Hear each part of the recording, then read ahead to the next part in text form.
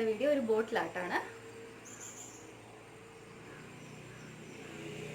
ഇത് റൈസ് വെച്ചിട്ട് ചെയ്തിട്ടുള്ള ഒരു ബോട്ടിലാട്ടാണ്. അപ്പോൾ ഇതിപ്പോൾ ഒരു ഇച്ചിരി വിട്ടുള്ള പോലത്തെ ഒരു ബോട്ടിലാണ്. നിങ്ങൾക്ക് ഈ സെയിം ബോട്ടിൽ തന്നെ വേണമെന്നില്ല, സ്ക്വയറിലോ റൗണ്ടിലോ ഉള്ള ഏത് ബോട്ടിലാണെങ്കിലും ഓക്കെയാണ്.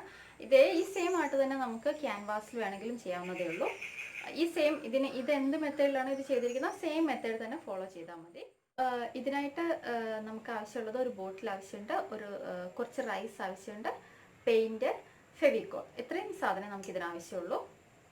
ഇപ്പോൾ നമ്മളിത് ക്യാൻവാസിലാണ് ചെയ്യുന്നതുണ്ടെങ്കിൽ ഒരു ക്യാൻവാസ്, ബോട്ടിലിന് പകരം ഒരു ക്യാൻവാസ് യൂസ് ചെയ്യാവുന്നതാണ്. അപ്പോൾ ഇത് ഒരു മാറ്റ് ഫിനിഷാണ് കൊടുത്തിട്ടുള്ളത്. റൈസ് ആയതുകൊണ്ട് അതിനൊരു മാറ്റ് ഫിനിഷ് തന്നെയായിരിക്കും നല്ലത്. അതുകൊണ്ട് തന്നെ ഞാൻ ഇത് വാർണിഷോ വേറെ എന്തെങ്കിലും ഒരു സീലൻ്റോ വെച്ചിട്ട് ഇത് സീൽ ചെയ്തിട്ടൊന്നുമില്ല, ജസ്റ്റ് പെയിൻറ്റ് അടിച്ചിട്ടേ ഉള്ളൂ, അല്ലാതെ ഇതിനെ സീൽ ചെയ്തിട്ടൊന്നുമില്ല. ഇത് ഇൻഡോർ യൂസ് ചെയ്യുന്നതായതുകൊണ്ട് ഇപ്പോൾ വാർണിഷ് യൂസ് ചെയ്യണമെന്നുള്ള യാതൊരു നിർബന്ധമില്ല. ഇപ്പോൾ വാർണിഷ് യൂസ് ചെയ്യണമെന്നുണ്ടെങ്കിൽ ഇതെല്ലാം പെയിൻറ്റ് ചെയ്ത് ഇത് ഡ്രൈ ആയതിനു ശേഷം ഇതിൻ്റെ മുകളിൽ വാർണിഷ് വെച്ച് നമുക്ക് അല്ലെങ്കിൽ മോട്ട് പോഡ്സ് വെച്ചിട്ട് ഇത് സീൽ ചെയ്തെടുക്കാവുന്നതുമാണ് കേട്ടോ. സോ സ്റ്റാർട്ട് ചെയ്ത വീഡിയോ.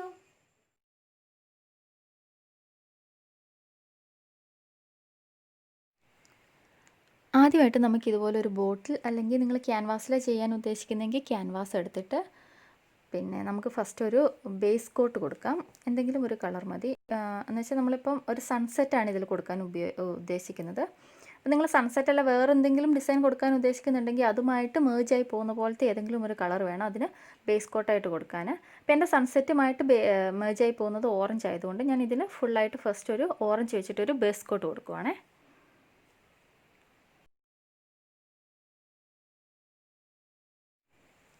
അതിനായിട്ട് ഞാനൊരു സ്പോഞ്ച് ബ്രഷാണ് യൂസ് ചെയ്യുന്നത്. ഒരു സ്പോഞ്ച് ബ്രഷ് ഉപയോഗിച്ച് നമുക്ക് ഫുൾ ക്യാൻവാസിലോ അല്ലെങ്കിൽ ബോട്ടിൽ ഫുൾ പെയിൻറ്റ് ചെയ്തെടുക്കാം. ഒരു 1 ലെയർ ഓഫ് പെയിൻറ്റിൻ്റെ ആവശ്യമുള്ളൂ.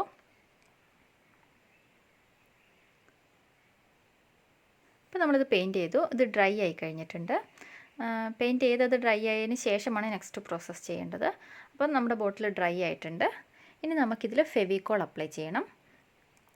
അപ്പോൾ അതിനായിട്ട് നമുക്ക് കുറച്ച് ഫെവിക്കോൾ എടുത്ത് ഒരു പാലറ്റിൽ എടുത്ത് വെക്കാം. എന്നിട്ട് ഞാൻ ഫെവിക്കോൾ ആണെങ്കിൽ ഞാനൊരു സ്പോഞ്ച് ബ്രഷ് ഉപയോഗിച്ചിട്ട് തന്നെയാണ് അപ്ലൈ ചെയ്യുന്നത്. ഈ ബ്രഷസൊക്കെ ഉണ്ടാക്കുന്നത് എങ്ങനെയാണെന്നുള്ള വീഡിയോ എൻ്റെ യൂട്യൂബ് ചാനലിൽ തന്നെ അപ്ലോഡ് ചെയ്തിട്ടുണ്ട്. നിങ്ങൾക്ക് വേണമെങ്കിൽ അതുകൂടി ഒന്ന് നോക്കാം.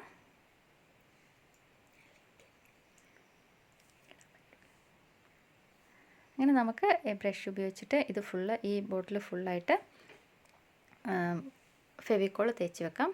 അതിന് ശേഷമാണ് നമ്മൾ റൈസ് ഇതിലേക്ക് സ്റ്റിക്ക് ചെയ്തെടുക്കുന്നത്. അതിനായിട്ട് നമുക്ക് റൈസ് ആദ്യം നമുക്ക് ഒരു സർഫേസിലേക്ക് ഇതേപോലെ കുറച്ച് നീളത്തിൽ ആ ഒരു ബോട്ടിലിൻ്റെ അതേ ഒരു ലെങ്ത്തിൽ റൈസ് ഇട്ടേച്ച് അതിൻ്റെ മുകളിൽ ഇതുപോലെ ബോട്ടിലൊന്ന് പ്രസ് ചെയ്തെടുക്കാം. അതിന് ശേഷം ആവാത്ത ഭാഗത്തെല്ലാം നമുക്ക് വീണ്ടും റൈസ് ഇതുപോലെ ഇപ്പോൾ ഈ വീഡിയോയിൽ കാണുന്ന അതേ സ്റ്റെപ്സ് യൂസ് ചെയ്ത് നിങ്ങൾക്ക് റൈസ് ഇതിലേക്ക് സ്റ്റിക്ക് ചെയ്തെടുക്കാവുന്നതാണ്.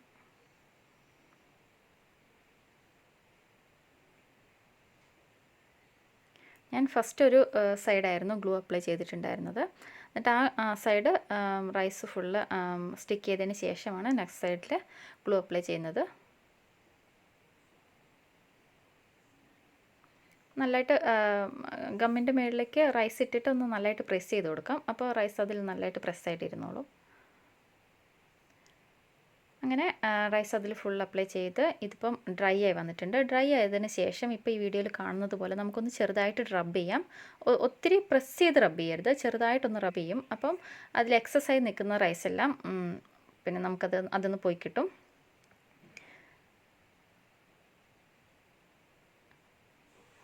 അപ്പോൾ ഇങ്ങനെ ഇരിക്കും ഈ ഒരു റൈസ് ചെയ്തിട്ടുള്ളത്. ഇനി നമുക്ക് ഇതിലേക്ക് പെയിൻറ്റ് ചെയ്യാം. അതിനായിട്ട് ഫസ്റ്റ് യെല്ലോ കളറാണ് ഉപയോഗിക്കുന്നത്. ലൈം യെല്ലോ ആണ് ഫസ്റ്റ്. അത് ഇതിൻ്റെ സെയിം സെൻറ്ററിലായിട്ടാണ് യെല്ലോ അപ്ലൈ ചെയ്യുന്നത്. കറക്റ്റ് സെൻറ്റർ നോക്കിയിട്ട് ഒരു 2 ഇഞ്ച് വിഡ്ത്തിൽ യെല്ലോ കളർ നമുക്ക് അപ്ലൈ ചെയ്യാം. അതിനുശേഷം ഓറഞ്ച് കളർ അത് ഡ്രൈ ആവുന്നതിന് മുമ്പ് തന്നെ അപ്ലൈ ചെയ്യണം കേട്ടോ. കാര്യം നമുക്ക് ഈ കളേഴ്സ് ഇങ്ങനെ മേജായി പോകുന്ന പോലത്തെ ഒരു ഇഫക്റ്റാണ് വേണ്ടത്. അപ്പോൾ അത് യെല്ലോ പെയിൻറ്റ് ചെയ്തതിന് ശേഷം അത് ഡ്രൈ ആവുന്നതിന് മുമ്പ് തന്നെ ഓറഞ്ച് അതിൻ്റെ യെല്ലോയുടെ 2 സൈഡിലുമായിട്ട് 2 ഇഞ്ച് വിഡ്ത്തിൽ തന്നെ ഓറഞ്ച് അപ്ലൈ ചെയ്യാം. അതിനുശേഷം ആ യെല്ലോയും ഓറഞ്ചും ജോയിൻ ആകുന്ന പാർട്ടിൽ നമുക്ക് വീണ്ടും കുറച്ച് യെല്ലോയും കൂടെ യെല്ലോ പെയിൻറ്റോട് യൂസ് ചെയ്തിട്ട് അതിനെ ഒന്ന് നല്ലതായിട്ട് മേർജ് ചെയ്ത് കൊടുക്കാം.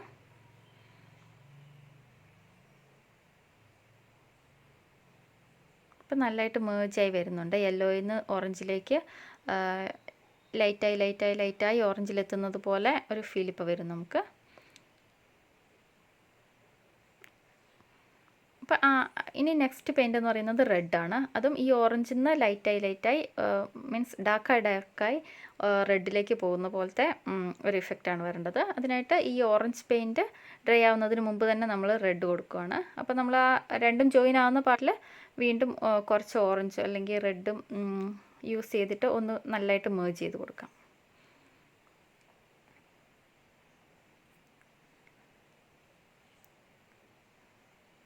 അപ്പോൾ നല്ല മേർജായി വന്നിട്ടുണ്ട്. ഇനി അതിൻ്റെ മേളത്തെ ഭാഗത്ത് നമുക്ക് ഇതേപോലെ തന്നെ റെഡ് ഉപയോഗിച്ചിട്ട് പെയിൻറ്റ് ചെയ്തെടുക്കാം. ഫസ്റ്റ് ഫുള്ള് പെയിൻറ്റ് ചെയ്തിട്ട് അതിന് ശേഷം നമുക്ക് ആ രണ്ടും ജോയിൻ ആവുന്ന ഭാഗത്ത് നല്ലതായിട്ടൊന്ന് മേർജ് ചെയ്ത് കൊടുക്കാം.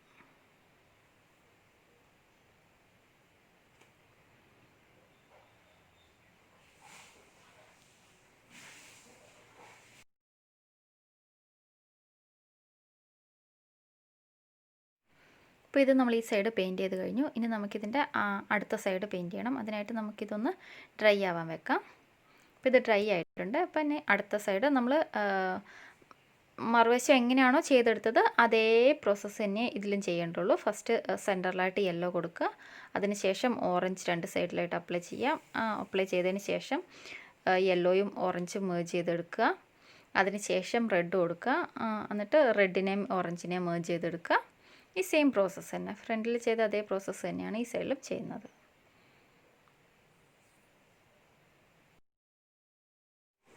ഇപ്പോൾ നമ്മുടെ ബോട്ടിൽ നമുക്ക് നല്ല ഡ്രൈ ആയി കിട്ടിയിട്ടുണ്ട്. ഇനി നമുക്കിതിൽ ഡിസൈൻസ് വരച്ചെടുക്കാം. നിങ്ങൾക്ക് എന്തെങ്കിലും നിങ്ങൾക്ക് ഇഷ്ടമുള്ള ഒരു ഡിസൈൻ വരച്ചാൽ മതി. ഞാൻ കുറച്ച് മരങ്ങളും ഹില്ലും ഒക്കെ ഉള്ള പോലത്തെ ഒരു ഡിസൈനാണ് കൊടുക്കുന്നത്. അപ്പോൾ അതിനായിട്ട് ബ്ലാക്ക് കളറാണ് ഇവിടെ യൂസ് ചെയ്യുന്നത്. ഒരു ഷെയ്ഡിൽ ഉള്ള ഒരു പിക്ചർ പോലെ ആയതുകൊണ്ട് ഒരു ബ്ലാക്ക് കളർ യൂസ് ചെയ്തിട്ടാണ് ഇപ്പം ഈ ഡിസൈൻസ് എല്ലാം കൊടുക്കാൻ പോകുന്നത്. എല്ലാ ഇതിൽ ചെയ്യുന്ന ഇപ്പോൾ ഡ്രോയിങ് ഫുള്ളായിട്ടും ബ്ലാക്കിൽ തന്നെയാണ് ചെയ്യാൻ പോകുന്നത്.